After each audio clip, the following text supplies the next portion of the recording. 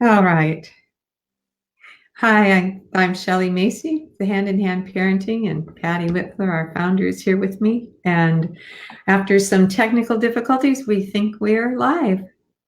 I'll just say a couple things about myself and we'll get started. I've been an early childhood educator for the last 50 years, 40 years, and taught college students and have worked with toddlers, infants, toddlers, and preschoolers for many, many years. And Patty, would you like to introduce yourself and start with our topic of when your toddler hits? Okay. Well, welcome, parents. I'm Patty Wipfler. I'm the founder of Hand in Hand Parenting and currently the program director here. And I'm really pleased to be working with Shelley, who I've known for many years and admired. I've seen her work and been to her centers and have trained a couple of people that she has brought along over time. It's been really a pleasure. And my experience with toddlers is fairly extensive because I've worked with children in about 22 different countries over many years. But most intensively, I ran an infant toddler daycare program 50 hours a week here in Palo Alto, and slowly but surely trained the staff to use the hand-in-hand parenting approach. And we really changed the lives of several of the toddlers who were with us, relieving them of their fears, relieving them of biting, relieving them of frequent and explosive tantrums, slowly but surely. So I've really delved into toddlerhood and have loved it. It's one of my favorite ages. And I think we want to start with, oh my gosh, how it feels when your child, lashes out, when your child scratches a friend, bites you, hits, climbs up the slide and pushes somebody who's ahead of them. These things can just create an enormous volcano of feelings in about 2 seconds flat, if it even takes that long for us parents. It's very, very hard when our toddlers lash out. We take it personally, for one thing. We feel like there must be something personally wrong with them, or there must be something very wrong with us when our children are acting in this way. And the habits in our culture when children lash out are to blame the child, get angry, puff ourselves up to our fullest height and use our big voices and, kind of throw our power around, which frightens our children quite a bit and adds to their difficulties later. We feel ashamed. We feel kind of devastated. It's like your child looks like they're going to be friendly, and all of a sudden they've just chomped somebody else's arm, and you had no idea it was coming, and we don't know what to do. We are flummoxed and flabbergasted and embarrassed and humiliated, and oftentimes criticism and really heavy feelings from the parent of the child that our child just hurt are sent very directly our way, and that complicates things for us as well, because we not only have to handle our own upsets, but then the upsets of surrounding adults who are either blaming us or blaming our child for behavior that just erupted out of nowhere. So it's a very hard thing to handle. And as a matter of fact, in a way, Hand in Hand was founded on my difficulties handling exactly that kind of thing. When I had our second son, my older son began getting aggressive towards the baby. And one day I was nursing the baby and he threw a tennis ball all the way across the living room and hit the baby directly on the head. You wouldn't believe what an accurate throw a 2-year-old can have. And I was really taken aback and really upset. And the tension rose over time. And one day I just, my older son had been aggressive again. And I found myself grabbing his arm and just getting ready to kind of smack him up against the wall. And I just thought, oh my God, I am in deep trouble here.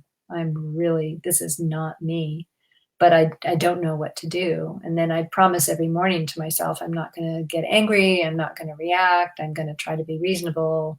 I love my child. I'm going to remember that. And every day, the same upset would come up and I would do something out of hand, really something I did not want to be doing that was actually hurting my older son. So one day somebody asked me, hey, what's it like to be a mom? And I just burst into tears. I looked at her and I just sobbed so hard for 15 minutes. And she just listened. She had learned how to listen. She had learned how to accept emotional expression.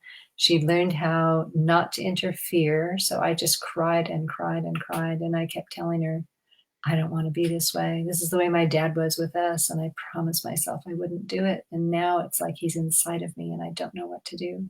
I don't know what to do. And I just sobbed and sobbed and sobbed.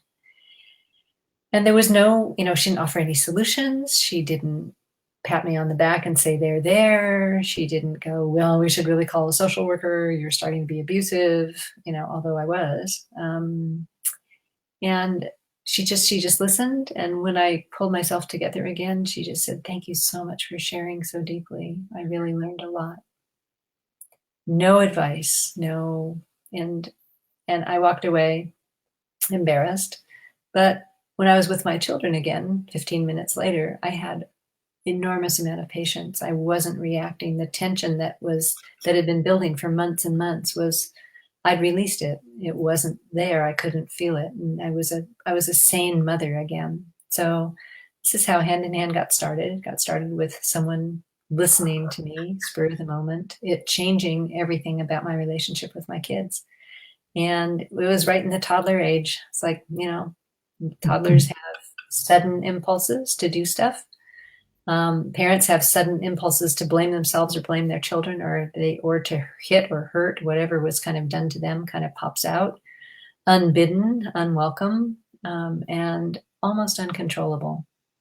And listening partnerships really, really help. We offer this listening tool of me listening to you for 20 minutes or a half an hour, and then you listening back to me while I talk about my parenting challenges and how I feel and the things I've tried and what hasn't worked and what happened to me when I was a child. Any of those things are really good things to talk about. And just noticing ourselves, noticing how we are when our children are upset, and being able to tell somebody who gives us permission, if we need to have a good laugh or have a good cry or have a good tantrum ourselves, makes a huge difference in our slack for understanding our children, trying to see where their behavior comes from, and doing something appropriate rather than something reactive. So the lead tool that we will, that we're hoping that you will explore is listening partnerships, but we're going to talk about a couple other tools first. So I'm going to ask Shelley to talk about, where the aggressive behavior in toddlers comes from, and we'll begin talking about what to do about it. Shelley? Thank you, Patty. You really were one of the people who would remind me to have a listening partnership, and I too would do the things I didn't want to do. And getting to understand why toddlers hit and hurt was very helpful. So I'll talk about it a little bit. And today's Facebook Live is kind of an introduction to all of this. And then there'll be some follow-up sessions on some specific things, so we can talk more about some examples and stories that will help illustrate. But I want to give kind of a quick outline of why toddlers hit and hurt. And basically, it's that fear is the root of hurtful behavior. Toddlers, no child wants to hurt anyone, and certainly your precious toddler doesn't want to hurt anybody. Children want to be friends, want to be close, and they understand closeness and love and cuddling and caring. So the kinds of things we see happen with toddlers when they are hitting or hurting or biting or scratching or pinching is a result of being frightened. And there are some very typical things that frighten toddlers. One is simply the tensions that we as adults have around them. And it can be from not having enough sleep the night before and just being so tired and there being so much to do, deadlines or getting someplace or doing something. It can be from there being bills to pay that I don't have. I'm not sure if I'm going to get to pay it this month and what will happen. It can have to do with disagreements with friends, or having the in-laws come to visit, or a death in the family, or incarceration of a family member, and general things that happen in our society, racism and classism, and or separation, divorce might be going on. So there's lots and lots of tensions that we all live with. And stress is natural, and it happens. It makes us stretch ourselves and learn and grow, but it also can create tension and fear. Little ones don't know what to do when the adults around them are tense, and it can create that little bit of fear. It can be such things as a difficult birth or early trauma, hospitalization. It's a lot for a little one to understand and absorb, and it can just be very frightening. Can't be helped. The birth was a good thing. I'm glad they got born, but it can be a difficult time. Could have been a very difficult time. And I think one of the things that frighten infants and toddlers, is feeling separated. Since it's just so essential for our little ones that they feel connected, that they know that someone has them in their mind and heart, and that's how they survive. That we are created to be connected. And so a feeling that they're separated, that, oh dear, I can't see my mom right now, or, oh golly, I'm calling and I don't hear her, or I don't see my dad. That feeling of being separate, even though you might be right there, can be frightening. And those kinds of feelings of being separate will make a child suddenly feel like they have to fight for that getting connected. And one thing that's been happening to my toddler grandson is that I would go with to pick up his brother at school-age childcare, and the well-meaning staff, used to children 6 and older, would see him, and he's just so bright, and he would try to engage with them, and they'd just go, "Oh, you're so cute," and just come on a little too strong, and with a little tickle to the tummy, and he would get this tension that I could tell was fear. And then he would and those kinds of things are so innocent, but they can frighten our little ones. And so the parent's job really is that if we can figure out when it's likely to happen, that our little one is going to get aggressive or hurt somebody, and we can just assume it's because they're frightened, that they're good, that if we can kind of figure out, okay, when does it usually happen, then how can I prepare to help? Now, I remember when my children were little, and my son was 2 years older than my daughter, and I'd wake up in the morning and I go, oh, please, I hope it doesn't happen today. But it did. It was predictable. He would be so loving, and then something would trigger it and he would become aggressive. So my job was to kind of figure out, and I figured this out with a listening partnership, actually, that Patty was talking about. With someone listening to me, I could actually figure out, oh, this happens when I'm getting breakfast ready every single day. Maybe it's a different things for different children. But if I could figure that out, then I could prepare to help him. And I could start to see that aggressive behavior, not as my precious baby becoming kind of this evil child, but as a signal to me that he was scared, that he felt separate. And that now, if I could think of it as, okay, today I can help him tackle his fear.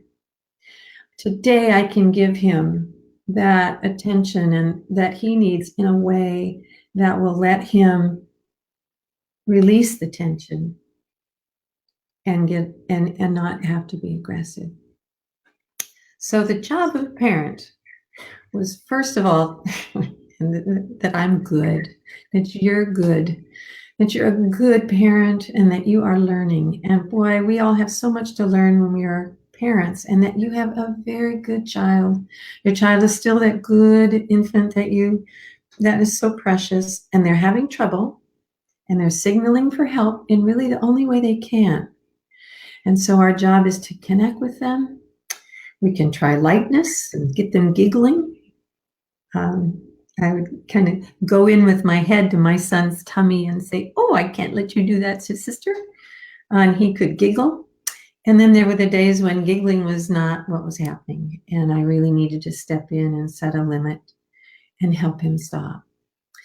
So Patty's going to talk a little bit about setting limits and what the tool that we call setting limits in Hand in Hand. Yeah. Yeah. Okay. Thanks, Thanks, Shelley. I'm getting. Let's see. Let's see. Resolve. It's very distracting. I'm sorry. There we go. That's better.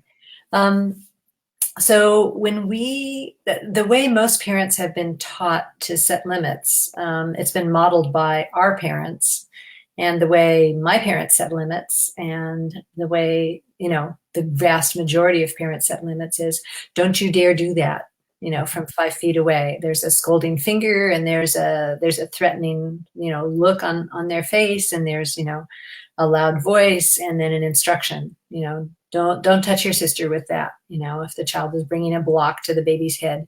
And then an expectation that the child should obey. And what we have to know is that when children are frightened, they have no brain power with which to process any of our verbal instructions. Being frightened makes you feel all alone in your world. Being frightened makes you feel threatened. Being frightened sort of encases you in a little envelope of isolation. And in there, you really can't respond to what people say. And your mind doesn't have the room for it. Your mind is flooded with bad feelings the moment you get scared. So, this kind of thing never works with a child. All it really does is inflame us, because we are doing this with the expectation that we will be obeyed and our child will listen and be a good boy or be a good girl. And of course they can't think, so they continue with the behavior that makes no sense whatsoever. And that makes us angry, and then we're off track, and then we start doing aggressive, hurtful, difficult things to our children. So this kind of thing from a distance only gets you in trouble. And then when you're in trouble, your child doesn't have much of a chance to learn anything useful from the interaction. So what we like to invite parents to try doing is kind of put on your superhero cape, assume that it's your job to stop the nutty behavior, and zip over to where the action is happening and just put your hand in there and just go, And you just look at your child, you create eye contact, you bring some softness, because you still have a good child. They're just doing something, they can't think. It's like having a child with a broken leg. If your child broke their leg, they wouldn't be able to walk. And you wouldn't be all mad at them because they couldn't walk. You'd go, oh my gosh, I'm so sorry that happened. Let me see how I can help you. And that's our attitude is, I'm not going to let you do that. And you just physically stop the thing that you cannot allow. So you put a hand on a child's outstretched, hand that's going to hit. You put a hand on a child's tummy as they head for their little sister with that gleam in their eye that says, I'm going to get her. I don't like her anymore, and she's toast.